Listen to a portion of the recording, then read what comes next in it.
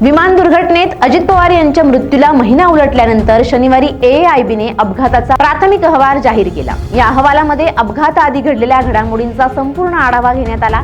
हा अहवाल समोर आल्यानंतर अजित पवारांचे पुत्र जय पवार यांनी सोशल मीडियात पोस्ट करत त्यावर खेद व्यक्त केला आहे। जय पवार यांनी काही मिनिटांपूर्वीच अहवालावर सोशल मीडियात आपली प्रतिक्रिया व्यक्त केली आहे। AAIBने तपासलेला प्राथमिक अहवाल मी वाचला। हा अहवाल पूर्णपणे आणि सखोलपणे तयार न केल्याचं पाहून मला अत्यंत खेद आणि वेदना होत आहेत।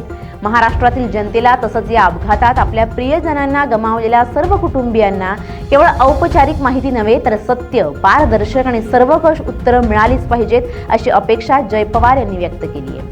DGCIने ज्या मुद्द्यांवर VSR व्हेंचर्सची काही विमानं ग्राउंड केली आहेत त्याच मुद्द्यावर इतर विमानांमध्येही त्रुटी असण्याची शक्यता आपण नाकारू शकत नाही। जर सुरक्षेसंदर्भातील नियम आणि प्रक्रियांमध्ये गंभीर त्रुटी आढळल्या असतील तर केवळ काही विमानांपुरती कारवाई न करता संपूर्ण VSR फ्लीटबाबत कठोर निर्णय घेणं आवश्यक आहे।